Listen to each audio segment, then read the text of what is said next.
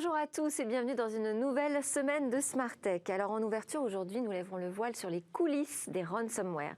Ces logiciels qui s'emparent de nos données et réclament des rançons pour nous les rendre menacent tous les internautes, que ce soit les particuliers, les entreprises, les associations, les services publics, les ransomware ou rançongiciels comme on les appelle en français.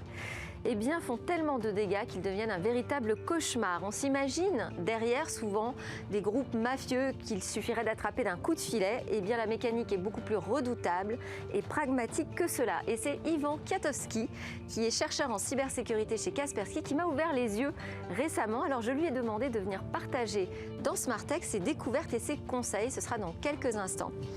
Et puis au cœur de cette émission, eh bien, nous pénétrerons dans les arcanes des fake news. Ce sera avec nos invités ici présents. Benoît Raphaël, cofondateur de Flint, qui est une fabrique de robots intelligents spécialisée dans la collecte de l'information personnalisée et validée par des procédés algorithmiques. Nous avons également Jean-Marc Royer, fondateur de Netino by Webhelp, qui protège et modère des millions de contenus sur les réseaux sociaux. Nous ferons également appel à Guillaume Custer, qui est coordinateur chez Journalistes Solidaires, une newsroom anti-fake news, qui est animée par un collectif de journalistes bénévoles répartis dans plusieurs pays. Alors déjà avec nous en plateau, Victoire Sikora nous présentera sa sélection de news et puis nous terminerons cette édition avec deux projections. L'avenir des guichets de banque à l'heure des néobanques et le futur des messageries instantanées avec l'arrivée de tout nouveaux procédés hyper sécurisés. Mais d'abord, je voudrais ouvrir cette émission avec une découverte sur la façon dont sont orchestrées les attaques par ransomware qui font à la fois de plus en plus de victimes, mais aussi de dégâts parfois irréparables, je dirais même souvent irréparables. Alors pour mémoire, on appelle un ransomware un logiciel malveillant qui va récupérer les données qui sont stockées sur nos ordinateurs ou serveurs informatiques et les crypter pour ensuite vous demander une rançon afin d'en récupérer l'accès. Alors ces attaques ciblent potentiellement tout le monde, je le disais, mais surtout de plus en plus de grandes entreprises qui ont les moyens de payer des rançons élevées. Parmi les victimes, on compte aussi 29% de municipalités, 7% d'hôpitaux selon les derniers chiffres de l'éditeur de solutions de cybersécurité Kaspersky. Ivan Kwiatkowski, bonjour. Vous êtes chercheur en cybersécurité chez Kaspersky. Alors, quel est le niveau de menace dans le monde actuellement?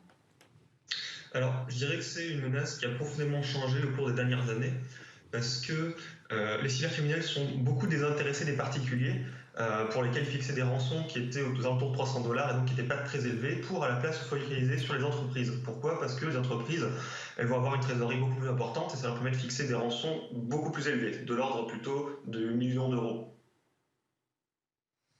Et moi, ce qui m'a intéressé, parce que bon, on a vu ce phénomène prendre de plus en plus d'ampleur, ce qui m'a intéressé, c'était ce que vous avez découvert en fait sur la manière dont sont organisées ces attaques. On n'est pas du tout dans des groupes mafieux finalement. Hein. C'est beaucoup plus complexe que ça et en même temps beaucoup plus pragmatique. Ah, effectivement. Alors, ce qu'on a remarqué, c'est qu'au cours des dernières années, c'est un écosystème qui s'est extrêmement professionnalisé. Donc, on a en tête l'image de petites bandes organisées qui pourraient mener des attaques toutes seules et puis qu'on pourrait arrêter d'un seul coup de filet. Et en fait, c'est pas du tout le cas. On est vraiment face à un écosystème dans lequel on a divers prestataires qui se rencontrent à travers le Darknet et qui se vendent des services mutuellement. Donc il va y avoir des gens qui sont chargés de trouver l'accès initial dans une entreprise potentiellement en mesure de payer. Il y a des gens qui vont faire la propagation dans ce réseau, des développeurs qui vont créer les outils utilisés pour chiffrer tous les serveurs de l'entreprise, des gens qui vont faire le blanchissement de l'argent des rançons, d'autres qui vont faire la négociation avec le client. Et finalement, tous ces acteurs différents, ils vont se facturer des services entre eux, mais sans pour autant se connaître mutuellement. Et donc, on a vraiment des spécialisations qui se développent au sein de cet écosystème.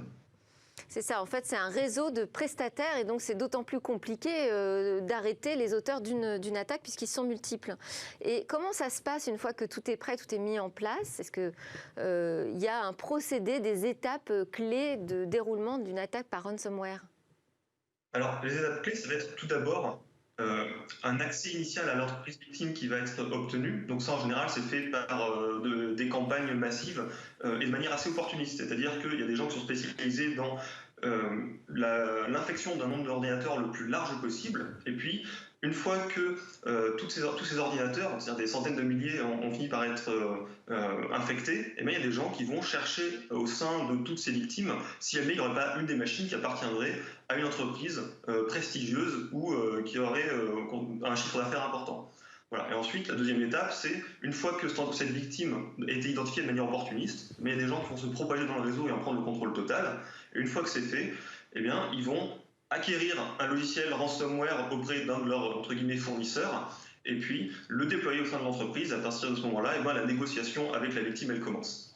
Donc en fait, j'achète une pochette surprise et puis dedans, je trouve une boîte qui aurait les moyens de payer la rançon. Allez hop, je lance la taxe sur elle. Bon, alors qu'est-ce que vous conseillez aux entreprises justement de faire en cas d'attaque? Il faut payer, qu'est-ce qu'on fait? Quel est le remède? Alors, j'ai vraiment deux conseils principaux à donner. Le premier, c'est faire en sorte d'investir dans la sécurité, pas seulement proactive, mais aussi réactive. Ça veut dire qu'aujourd'hui, à mes yeux, garantir l'inviolabilité du réseau d'une entreprise, ça me paraît être une gageure. Et donc, je pense que c'est très important d'être capable de détecter quand il y a des éléments anormaux dans un réseau, être capable de se dire, là, il se passe quelque chose, je pense qu'on a été infecté et que bientôt, quelque chose va se produire, que peut-être un attaquant va déployer un ransomware incessamment sous peu. Le deuxième conseil qu'on donne, c'est évidemment de ne pas payer.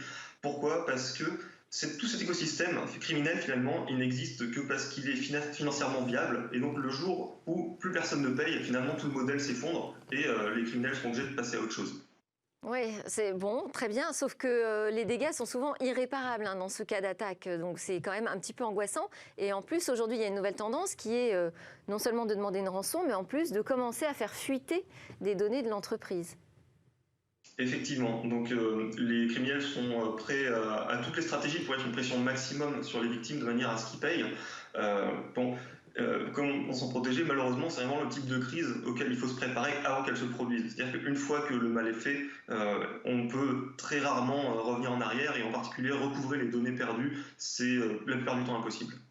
Merci Yvan Katowski de Kaspersky pour avoir partagé vos découvertes et puis déjà mieux comprendre une attaque. Je pense que c'est un premier pas vers la protection. Maintenant, je vous propose de découvrir les autres news qui ont retenu notre attention et en particulier celle de Victoire Sicora. Bonjour Victoire. Bonjour Delphine.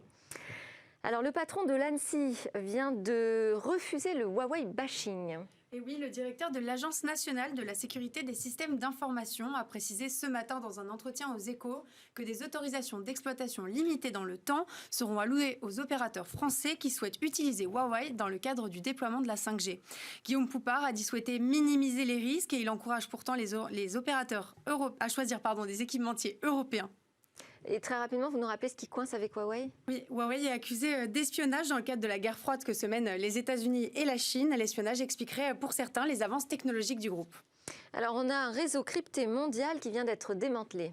C'est un véritable séisme pour le crime organisé, des centaines d'arrestations, des dizaines de millions d'euros d'armes et de drogues saisies. Et tout ça grâce à l'infiltration de la messagerie cryptée EncroChat.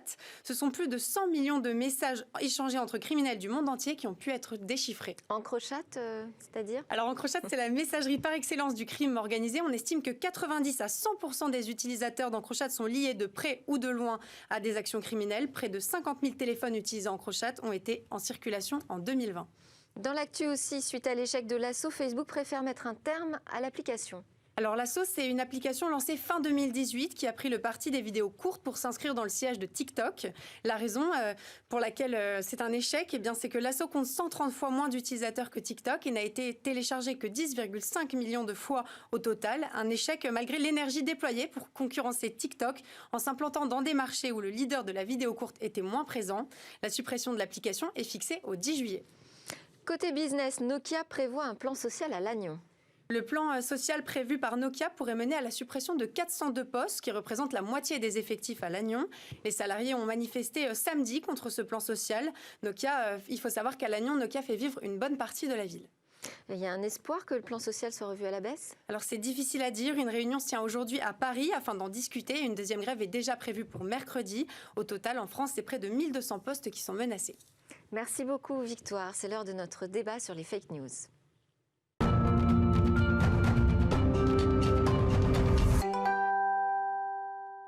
Alors comment naissent et grossissent les fake news, intox, infox, mensonges, désinformation?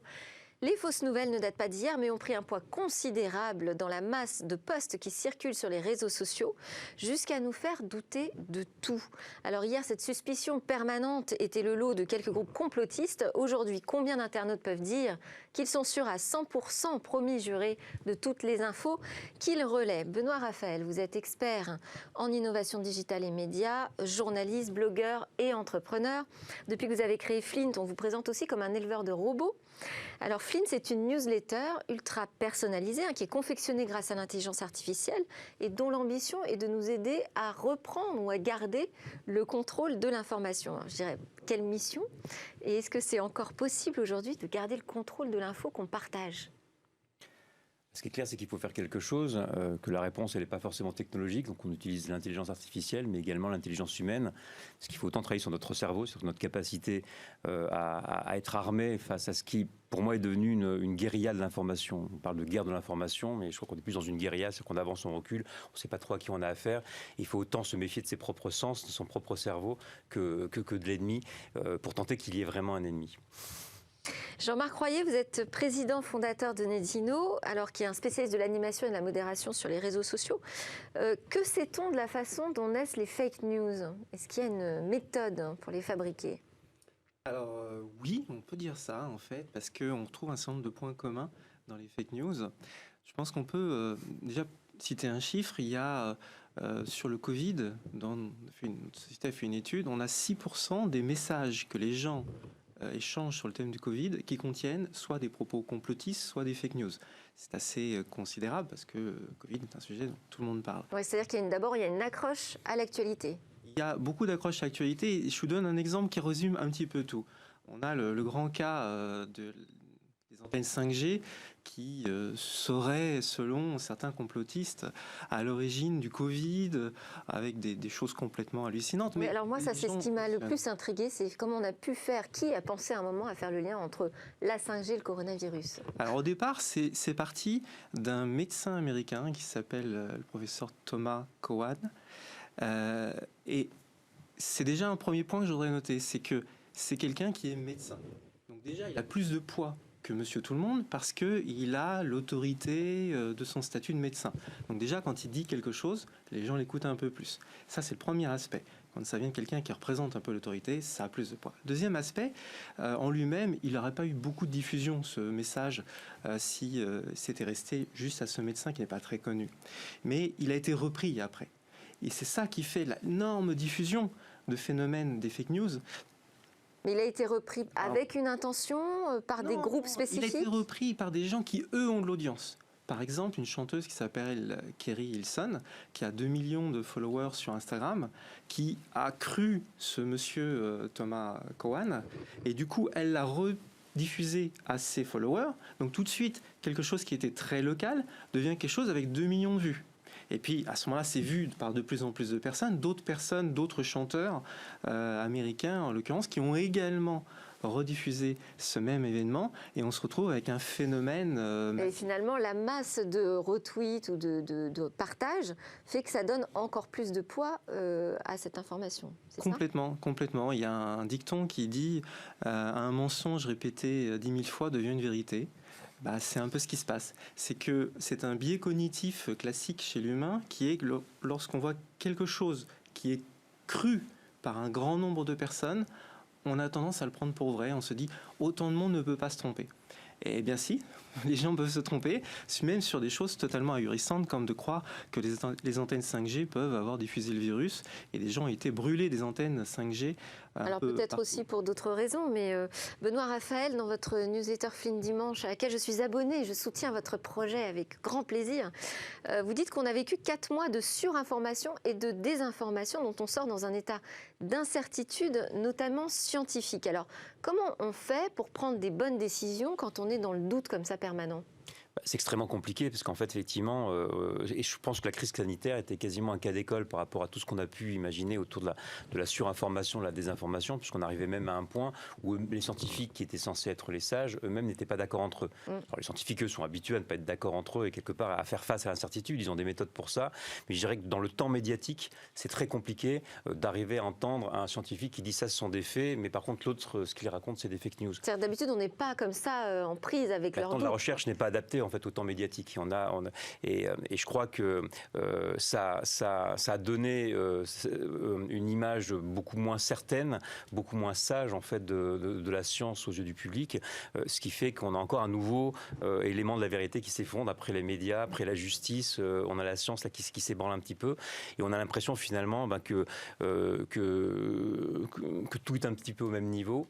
Et à la fin de cette crise-là, on en sort avec non seulement on ne sait pas trop ce qui va se passer, mais en plus on doute même de l'information qui nous arrive, mais essentiellement parce que c'est une question de temps aussi. C'est-à-dire qu'on n'a pas le temps de tout vérifier. Et donc, voilà, la conclusion que je tire de ça, c'est que il faut d'abord avoir une forme de résilience et accepter de se dire que finalement, eh bien, on ne peut pas tout savoir à un moment donné, qu'il faut quand même arriver à prendre des décisions. Et la première clé, moi, si j'ai un seul conseil à donner à des décideurs, des citoyens qui doivent voter ou à des politiques, c'est d'avoir cette résilience et de ne pas perdre de temps. C'est-à-dire qu'il y a énormément d'informations qui sont extrêmement floues. Donc, la première chose, c'est de se dire, je ne perds pas de temps. Si une information arrive, qu'elle n'a pas de source sûre, qu'elle n'a pas de source fiable, qu'elle paraît un peu extraordinaire, déjà, je considère qu'elle est fausse. Puis ensuite, on verra. Et avancer comme ça, pas à pas, à avoir quelque part, comme disent les entrepreneurs, une approche agile de l'information, comme on a une approche agile de l'action dans une entreprise. Je pense que c'est de nouvelles façons de faire qu'il faut organiser, parce que de toute façon... C'est avancer à petits pas et quitte à changer de direction au fur et à mesure. Oui, c'est pour ça qu'on parle de guérilla, c'est-à-dire qu'on ne pourra pas de toute façon régler tout ça à coup d'algorithme. Facebook a déjà du mal à le faire, on voit qu'ils sont obligés d'embaucher plusieurs dizaines de milliers d'humains pour arriver à répondre aux milliards d'informations qui leur arrivent chaque jour, dont les algorithmes sont utiles. Nous, on les utilise beaucoup, ils nous aident à repérer et à protéger en tout cas nos robots de fausses informations, de propos haineux. Mais on voit bien que si on ne travaille pas l'esprit critique en parallèle, et si on n'a pas un tout petit peu de résilience en se disant que de toute façon on ne saura pas tout à un moment donné, que la vérité n'existe pas telle qu'elle est, et qu'il nous faut du temps pour qu'elle s'installe, je pense qu'on aura du mal à avancer. Ouais, c'est-à-dire que ce doute, il est perturbant, mais en même temps il est plutôt sain, parce que ça nous permet de remettre en question un peu tout et de garder cette distance qui est nécessaire par rapport à l'afflux de masse d'informations. Jean-Marc Royer, on a parlé de la naissance des fake news. Pour faire grossir une fake news, parce que ce professeur-là dont vous nous avez parlé, au départ, il a bien trouvé un moyen de capter une attention. Est-ce qu'il y a des astuces? Est-ce qu'il y a des comptes, des faux comptes qui sont créés pour générer de la masse de retweets, par exemple? Alors, il y a déjà un phénomène qui est naturel lié aux réseaux sociaux, c'est que la plupart des réseaux sociaux vont mettre en avant les messages qui sont un peu rediffusés. Donc, dès que vous atteignez une petite masse critique de 1000 personnes qui rediffusent ou likent vos messages, les réseaux sociaux considèrent que c'est quelque chose qui est intéressant pour les gens. Et donc, ils veulent mettre en avant les choses intéressantes. C'est-à-dire que les plateformes ont des algorithmes qui survalorisent en plus cette information. Ils survalorisent tout ce qui est intéressant, que ce soit vrai ou que ce ne soit pas vrai. Eux, ils n'ont pas de moyens directement, automatiquement, de détecter si c'est une fake news ou une vraie news. Donc, ils mettent en avant tout ce qui est intéressant pour les gens. Alors forcément, elles deviennent de plus en plus intéressantes. Il y a une prime au côté médiatique. Dès que quelque chose est fait parler les gens, ça les met en avant. Alors les plateformes, on en parlera peut-être après, luttent contre ce phénomène avec des outils, mais c'est important. Peut-être, je voudrais rebondir sur ce que disait Benoît Raphaël, sur le côté, on avait l'exemple du conflit entre le professeur Raoult d'un côté qui dit une chose, la communauté scientifique. Le problème, c'est que ça décrédibilise les médecins, mais bien avant eux, les hommes politiques, certains médias ont été décrédibilisés. Et aujourd'hui, le problème des fake news, c'est aussi qu'il y a une crise de confiance envers ceux qui avant donnaient l'information. Les hommes politiques, les journalistes, les médecins maintenant. Et si les gens se tournent vers les réseaux sociaux, c'est parce qu'ils se disent « j'ai moins confiance » dans les canaux d'information habituels. Ce qui est terrible, parce que les canaux d'information habituels vérifient leurs sources, alors que les réseaux sociaux ne le font pas. Donc c'est assez paradoxal. Alors justement, on va donner la parole à Guillaume Köster, Bonjour, je ne sais pas si vous nous entendez. Vous êtes formateur en journalisme, vous avez 20 ans d'expérience dans le métier. Vous êtes également un des membres de la première heure des journalistes solidaires qui s'est constituée pendant cette crise justement pour travailler contre les fake news. Et vous officiez comme coordinateur, je crois, à travers ce collectif. Alors, expliquez-nous déjà la création de journalistes solidaires. C'était parce que vous considériez que les médias déjà installés ne faisaient pas suffisamment bien ce travail ? Absolument pas. Il y a eu une conjonction de circonstances au début du confinement en France, où des journalistes, essentiellement jeunes journalistes en début de carrière, donc pigistes, donc qui n'ont pas un emploi complètement ferme dans les rédactions, c'est très courant dans la presse française, se sont retrouvés désœuvrés sans boulot et ont eu envie d'aider à cette lutte contre ce qui paraissait absolument extraordinaire à l'époque, cette espèce de déferlante de fausses informations à propos du coronavirus. Donc on a plein de gens de bonne volonté qui se retrouvent enfermés dans un appartement sans travail, avec beaucoup de temps, qui ont eu envie de faire quelque chose et qui ont essayé de s'organiser. Et puis on s'est trouvé avec d'autres journalistes expérimentés, avec des développeurs, pour créer une plateforme et pour essayer de les doter d'outils et de méthodologies surtout, pour pouvoir avancer ensemble, pour trouver ces fausses informations, et puis pour prouver qu'elles étaient fausses, ou parfois prouver qu'elles étaient vraies, puisque tout n'était pas complètement faux. Alors justement, donc, ce qui était assez extraordinaire. Comment vous démontez une fausse information ? Quel est le process ? Le processus, c'est d'abord de lire, de savoir ce que c'est, d'où ça vient, qui en est à l'origine, qui l'a relayé, et de voir si on va faire des références à des choses qui sont connues, tangibles, vérifiables. Une fois que c'est fait, on va aller chercher un réseau autour de cette publication qui va aller, si on parle de texte par exemple, voir comment ça a été porté, quel a été le schéma de diffusion. Et puis c'est de la vérification pure et simple, c'est le travail de base du journaliste derrière qui va consister à voir, chercher les sources concordantes, à faire lire à des experts, parce qu'évidemment on ne sait pas tout, mais on peut mettre du texte devant les yeux d'autres, et puis simplement par A plus B, avoir une démarche très rigoureuse, très méthodique, pour voir si oui ou non c'est vrai. Benoît Raphaël disait tout à l'heure que l'intelligence artificielle c'est utile, mais ça ne fait pas tout. Nous on est convaincus de ça, on se sert aussi d'IA qu'on est en train de développer nous-mêmes d'ailleurs, mais il y a un moment on ne sait pas aujourd'hui faire dire à une machine si une information est vraie ou fausse. Il faut un humain derrière, il faut une conjonction d'humains et un travail d'enquêteur. Et alors, dans la majorité des cas, qu'est-ce que vous constatez ? Qui est à l'origine des fake news ? Est-ce que ce sont des groupes d'intérêt ? C'est assez difficile de savoir qui est à l'origine des fake news parce que, comme vous l'avez dit, Jean-Marc Royer l'a dit aussi, on a des groupes d'intérêt, on a des faux comptes qui se créent simplement pour diffuser une fake news, mais on a aussi des sources récurrentes de fake news. On a, par exemple, constitué une base de données de sources qu'on a identifiées comme régulièrement étant capables de livrer des fake news. Un des problèmes auxquels on fait face, c'est que vous avez le profil du blagueur, celui qui veut juste diffuser quelque chose qui l'a fait rire, mais qui a été lu au deuxième degré, peut-être que quelqu'un le lira au premier degré, typiquement la 5G et le coronavirus, ou l'argile verte qui va soigner le coronavirus, ou des décoctions d'ail pour soigner le coronavirus, etc. Vous avez des gens qui ont un intérêt politique ou économique à vous faire croire quelque chose, ça on l'a vu au moment du Brexit, de l'élection de Trump aux États-Unis, et il y a plusieurs typologies de gens qui sont à la source. Ce qui est très intéressant, c'est plutôt de voir comment elles sont relayées, ces fake news, et de voir qui, en bonne foi, va aller relayer ces informations. Et elles sont relayées parce qu'elles jouent sur des ressorts émotionnels, de défiance. Comment vous expliquez le fait que ça prenne aussi bien, finalement ? En général... Regardez la différence entre un journaliste qui est tenu de raconter la vérité et puis quelqu'un qui peut raconter n'importe quoi et aller appuyer sur tous les boutons émotionnels qu'il veut parce qu'il sait que sur Facebook, certains mots vont déclencher des partages parce que des gens vont aller s'identifier tout de suite à une situation. Vous, en tant que journaliste, vous êtes limité par la réalité. Vous ne pouvez pas faire du sensationnalisme, même si ça a été une vague à un moment dans le journalisme, ce n'est pas la majorité du journalisme sérieux. Donc, votre publication vraie, elle va être bien pâle par rapport à une publication qui va jouer sur des ressorts émotionnels. Comme on a parlé du biais cognitif, on va aller aux extrêmes des opinions pour essayer de renforcer et d'appeler à des ressorts politiques, par exemple, de choses qui sont très profondément ancrées en soi. On sait qu'on aura plutôt tendance à partager quelque chose choses avec lesquelles on est d'accord et on va minimiser des choses contre lesquelles on lutte. Typiquement les anti-vaccins, on va avoir des gens qui se soutiennent les uns les autres dans leur communauté et qui vont maintenir leur statut social parce qu'on a l'impression « Ah, on m'a reconnu, j'ai de nouveaux amis sur les réseaux sociaux parce que j'ai publié quelque chose ». Contre les vaccins par exemple, et je vais continuer à publier parce que j'aime ce sentiment que ça me procure d'être épaulé, d'avoir de nouveaux amis en gros. Donc il y a plein de ressorts émotionnels sur lesquels ils peuvent jouer. De gagner une certaine notoriété, même un statut peut-être. Benoît Raphaël, le problème c'est que, un des problèmes en tout cas, c'est que même quand ces fake news sont démontées par Journalistes Solidaires ou par des médias, eh bien elles continuent à circuler finalement. Ça casse pas la mécanique, quoi. Non, oui, parce que d'abord, même quand vous prouvez effectivement qu'une information est fausse, en face, on peut vous répondre, oui, mais l'information là, elle est fausse, mais ce que ça raconte, c'est vrai.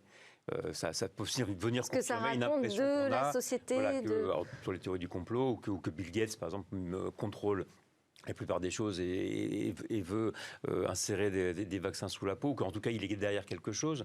Donc ce sentiment en fait de vérité, même si on va prouver que l'information qu'on a diffusée, une fausse photo par exemple, ou une fausse étude, ou une étude en tout cas qui a été détournée de son régime initial, enfin de ce qu'elle disait au départ, en fait c'est pas tellement important.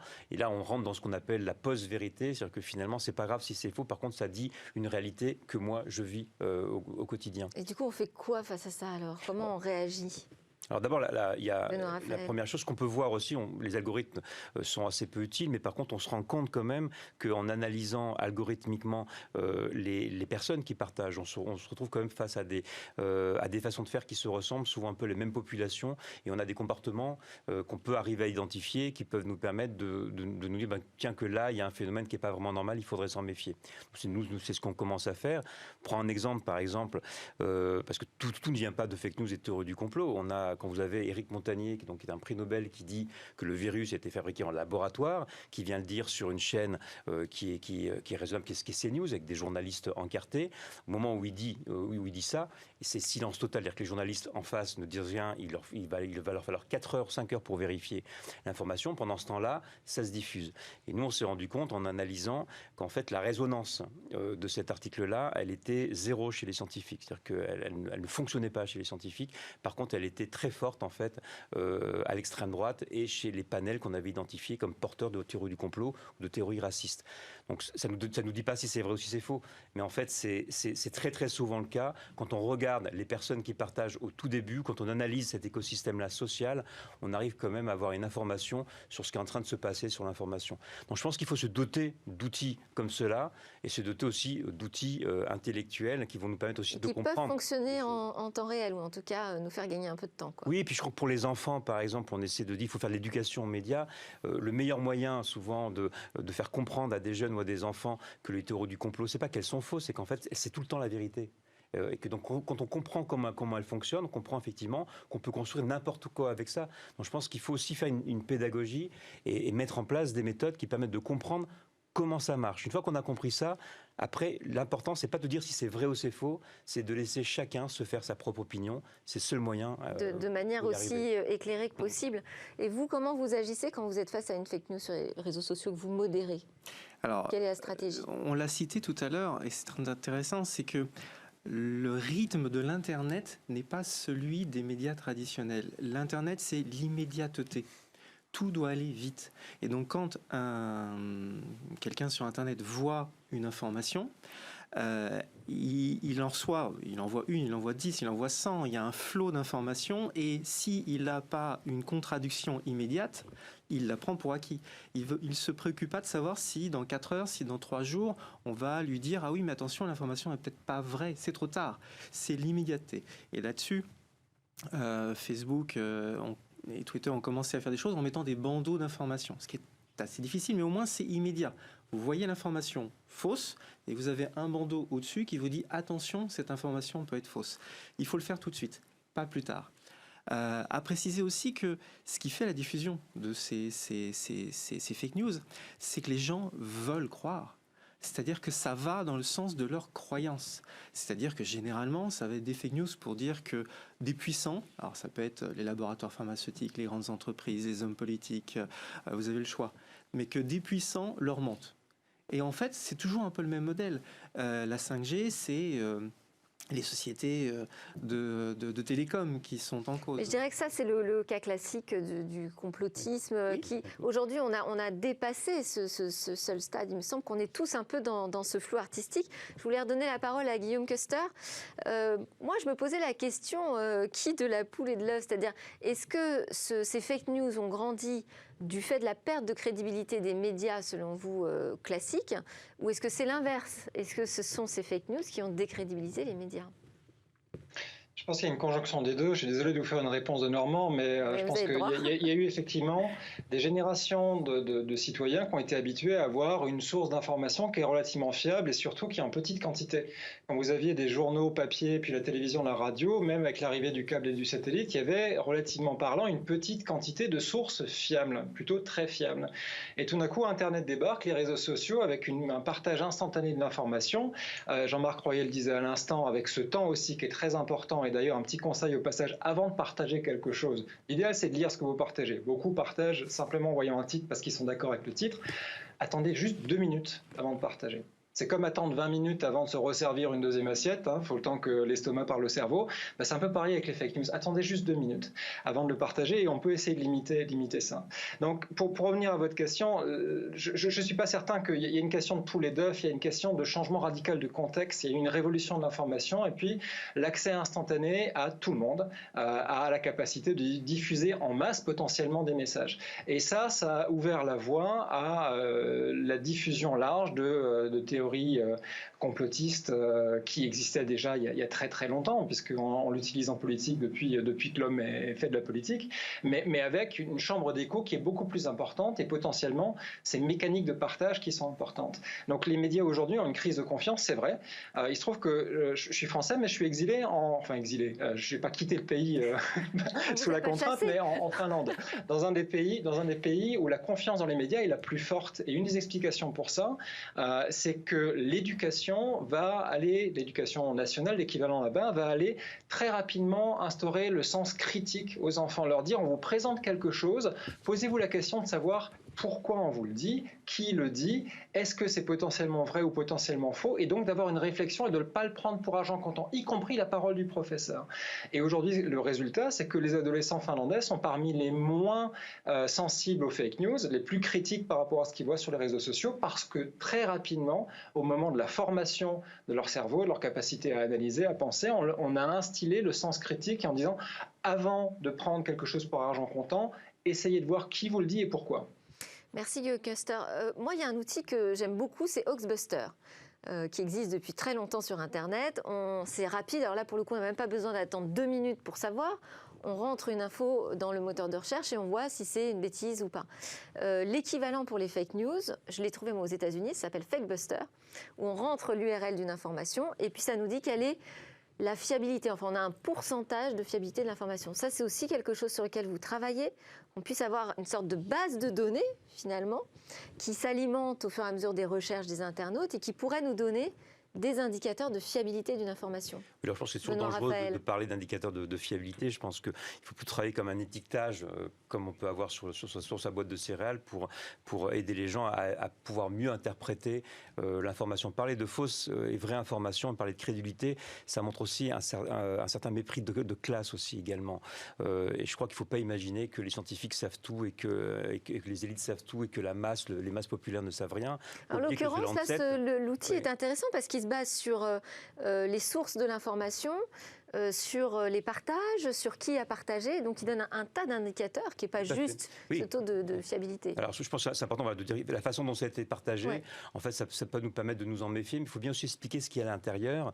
Parce qu'encore une fois, on oublie, et Hoaxbuster est un bon exemple, on oublie qu'Internet, c'est aussi un formidable accès à la connaissance, et que ce formidable accès à la connaissance, un petit peu comme ça s'est passé pendant les Lumières, parce qu'on se posait les questions aussi. Est-ce qu'il faut laisser les gens, le peuple, raisonner par lui-même? Parce que ça peut créer un problème d'ordre. sociale. Eh bien, c'est une mutation, ça prend du temps, on se rend compte qu'il y a une maturité qui est à prendre, et je pense que c'est le rôle des scientifiques de faire de la pédagogie, de la transparence, c'est le rôle des journalistes de faire de la pédagogie, exactement ce qu'on fait quand on fait effectivement de la vérification participative, parce qu'on explique aussi comment ça marche. Je pense qu'il faut accompagner cette mutation avec des outils algorithmiques, mais aussi les scientifiques et toutes les institutions responsables de la vérité, c'est en tout cas de travailler dessus, que sont la justice et les médias aussi, ont aussi leurs responsabilités. Il ne faut pas juste voir que ça comme une espèce d'apocalypse.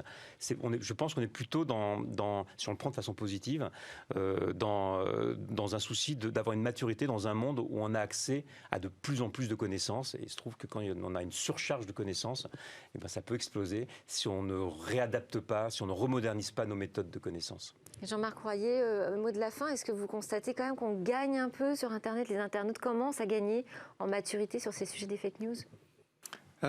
Oui, avec le problème, c'est que certains ont envie de croire et qu'ils ne vont pas forcément faire le travail d'aller sur un site comme de fact-checker. Il y a LifePay qui en fait un très bien.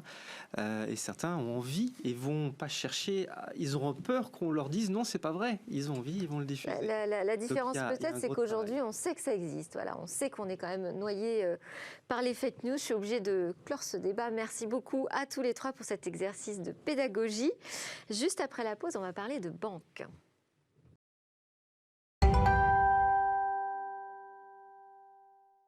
Nous sommes de retour sur le plateau de Smartech. Jean-Marc Royer de Nettino et Benoît Raphaël de Flint sont toujours avec nous. Alors, je vous ai dit avant la pause qu'on allait parler banque. Alors, plus précisément, on va s'intéresser aux guichets qui ont pignon sur rue. Le numérique va-t-il avoir raison de leur existence? La banque va-t-elle basculer dans le tout en ligne comme ses nouvelles concurrentes, les néobanques? Ce n'est pas l'avis de notre consultant Sébastien Mailleux-Bibé, qui est associé expert en services financiers chez Verton, qui vient de nous rejoindre. Bonjour Sébastien Mailleux-Bibé. Bonjour Delphine. Alors quel est votre point de vue sur cette question? Est-ce que le numérique sonne le glas des agences bancaires? Non, et j'allais même dire au contraire. Alors, moi j'ai terminé mes études fin des années 90. On expliquait déjà à l'époque qu'avec le digital et les nouvelles banques, à distance, les guichets, les agences bancaires allaient disparaître. Et je pense que c'est exactement le contraire qui s'est passé. Et ce qui est marrant, c'est qu'avec le confinement et l'avènement du travail chez soi, et donc de l'utilisation des nouveaux outils, des nouvelles technologies, rebelote, on nous explique que les agences bancaires vont forcément fermer. Et moi, je n'y crois pas du tout pour différentes raisons. D'abord, si on s'intéresse un minimum aux Français, on s'aperçoit que ce n'est pas du tout ce qu'ils nous disent. Alors certes, la banque à distance s'est installée, mais les Français nous disent qu'ils veulent de la proximité humaine. Et d'ailleurs, je vous dirais même qu'on nous explique qu'il va y avoir une grosse crise économique et on sait, par rapport aux précédentes crises, que plus les gens ont des difficultés financières, plus ils veulent parler à un conseiller. Ils veulent de l'humain. Donc, cette disparition des agences, pour moi, elle n'est pas possible, notamment dans ce contexte-là. Et j'allais rajouter que si vous regardez aussi les Français et la sensibilité qu'ils ont par rapport à leur territoire, vous ne pourrez pas expliquer à des clients du Crédit Agricole ou de Groupama dans des petits villages que leur agence va disparaître. Aujourd'hui, ce n'est pas un discours qu'ils vont accepter. Voilà. Et enfin, les Français, ils ont un rapport à l'argent qui est assez complexe. Ils nous disent qu'ils savent le gérer et en même temps, ils ont besoin d'être conseillés pour le gérer. Donc, tout ça fait que plus il y aura de digital, plus il y aura besoin d'humain. Voilà. Pour accompagner. Pour autant, on voit quand même des agences bancaires fermées. Il y a des guichets qui ferment. Oui. Il se passe des choses. Alors, il se passe des choses, évidemment, parce qu'une agence bancaire, ça coûte très cher. Ne serait-ce que pour les mesures de sécurité. Et je ne vous dis pas qu'il ne va pas y avoir d'optimisation des réseaux. Est-ce que ça a un sens qu'il y ait à Paris une banque tous les 300 mètres? Je ne suis pas sûr. Pour autant, avec la crise sanitaire, vous n'allez pas pouvoir expliquer que vous allez placer dans des tours à la Défense 10 000 conseillers qui vont répondre au téléphone et qu'il n'y aura plus de rendez-vous en physique.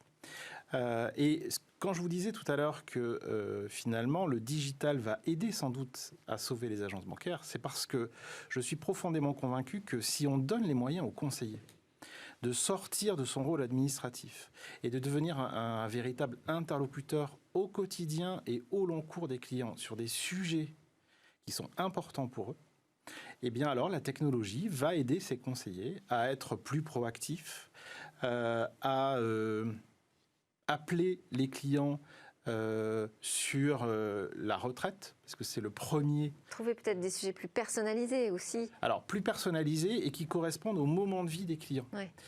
Aujourd'hui, vous n'avez aucune banque qui appelle un client aisé qui touche depuis 15 ans son bonus au mois de mars. Aucune banque l'appelle pour lui dire peut-être qu'on pourrait placer votre argent et vous allez sans doute avoir, ou vous avez sans doute une problématique de fiscalité. Et aujourd'hui, en fait, tous ces outils-là technologiques qui sont disponibles, il permettrait au conseiller d'être plus proactif et d'être plus intelligent et de sortir de son agence. Et de faire des rendez-vous efficaces. Exactement. Merci beaucoup Sébastien Maillot-Bibé de Verton pour cette séquence opinion.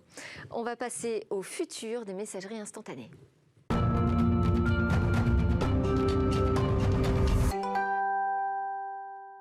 Et demain, que nous préparent les chercheurs, les ingénieurs dans leur labo? Parmi les trouvailles et les casse-têtes de ceux qui fabriquent le futur, eh bien, je vous propose de découvrir Olvid, qui veut poser les bases d'une nouvelle génération de messagerie instantanée. Bonjour Thomas Bénière, merci de nous avoir rejoints. Vous êtes docteur en cryptographie, diplômé de l'École polytechnique fédérale de Lausanne, et vous avez cofondé Olvid, qui est une messagerie instantanée que vous dites inédite, alors vous allez nous le prouver, par des protocoles cryptographiques qu'elle utilise. Selon vous déjà, les messageries instantanées aujourd'hui, comme WhatsApp, elles posent des problèmes de sécurité ou de confidentialité? Les deux de manière assez importante. Donc WhatsApp, c'est une messagerie que tout le monde connaît, je crois, donc qui est disponible sur iOS, sur Android, et qui a comme particularité de faire du chiffrement de bout en bout. Donc ils font énormément de communication sur la sécurité qu'ils prétendent apporter, en nous expliquant que grâce à ce fameux chiffrement de bout en bout, eh bien, vous êtes tranquille. Donc le chiffrement de bout en bout, très rapidement, c'est cette capacité à chiffrer votre message avant qu'il ne quitte votre téléphone, à le déchiffrer sur le téléphone de votre destinataire sans jamais le déchiffrer entre les deux. Bon, mais ça suffit pas donc. Ça ne suffit pas. Ça ne suffit pas parce que la question qu'on peut naturellement se poser, en tout cas qu'on se pose naturellement quand on s'intéresse de près à ces choses-là, c'est comment font-ils? Comment ont-ils fait pour créer ces canaux sécurisés entre nos différents téléphones? Et quand on gratte un petit peu dans leur architecture de sécurité, on voit qu'en plein cœur, il y a un annuaire, un serveur central qui est opéré par WhatsApp, donc par Facebook, sur le sol américain et qui regroupe l'intégralité des 2 milliards de numéros de téléphone des gens qui utilisent WhatsApp. Et cet annuaire, il va distribuer des données cryptographiques au gré des communications qui vont se créer sur WhatsApp. Et donc c'est une architecture hyper classique dans une entreprise. Généralement, cet annuaire dans une entreprise, ça s'appelle un Active Directory. C'est un gestionnaire d'identité numérique. Et c'est le garant des identités sur le réseau. Voilà. Donc sur quelque chose d'extrêmement classique. Et généralement, on appelle ça un tiers de confiance. Et ça, pour vous, ça pose un problème d'avoir un système centralisé? Alors quand vous avez 2 milliards d'utilisateurs et un tiers de confiance, nous on pense que c'est une aberration. Voilà, c'est une absolue aberration, parce que comment imaginer qu'un tiers pourrait avoir des intérêts qui sont alignés avec les 2 milliards de personnes? C'est juste totalement impossible. Et le problème de ça, c'est que ce garant des identités numériques, il peut vous impersonnifier, donc il peut déchiffrer les communications de manière ponctuelle, de manière massive, quand bon lui semble. Et alors vous avez travaillé sur un moteur cryptographique. C'est bien ça. J'ai cru comprendre que vous aviez mis 5 ans pour le faire émerger. Qu'est-ce qui a été si long? Quelle est la difficulté? Mais en fait, on s'est rendu compte que, donc là on parle de WhatsApp, mais si on regarde toutes les autres messageries instantanées qui font ce fameux chiffrement de bout en bout, elles fonctionnent exactement toutes sur le même modèle. Qu'elles soient grand public, qu'elles soient professionnelles, tout le monde a répliqué cette architecture-là avec un tiers de confiance comme clé de voûte de toute l'architecture. Et on s'est dit, en fait, c'est un modèle qui ne convient pas. Il convient à faible échelle, parce que vous pouvez faire ça en entreprise. Vous avez un gestionnaire d'identité numérique pour votre entreprise, ça fonctionne. Après, le problème d'une approche comme ça, c'est que vous aurez une messagerie qui va marcher en interne, mais qui ne vous permettra pas de discuter vers l'extérieur. Et on sait que les entreprises, il y a une porosité importante maintenant avec des plus petits groupes pour les employés, avec leurs époux, leurs épouses, leurs enfants. Enfin voilà, tout le monde a envie d'utiliser le même genre de messagerie. Finalement, tout le monde aujourd'hui utilise WhatsApp à la fois pour le professionnel et pour le personnel. Et nous, ce qu'on s'est dit au départ, c'est avoir un tiers de confiance pour une messagerie à grande échelle, un seul, imposé, c'est pas une bonne idée. Donc il faut enlever la clé de voûte. Donc c'est quoi? C'est chaque utilisateur qui devient possesseur des clés? Son propre garant, qui est possesseur exclusif de ses propres clés, de sa propre identité. Et les protocoles cryptographiques qu'on a mis en œuvre, ils sont là pour venir supprimer, pour permettre de garantir une sécurité absolue de vos communications, quand bien même vous n'avez plus ce tiers de confiance-là. Voilà. Mais c'est un peu le fonctionnement de la blockchain? Alors pas exactement. La blockchain, c'est une sorte d'algorithme distribué de consensus dans lequel on peut ou pas avoir confiance. Là, vraiment, l'idée, c'est de ne pas s'appuyer sur un tiers, même pas sur un tiers distribué.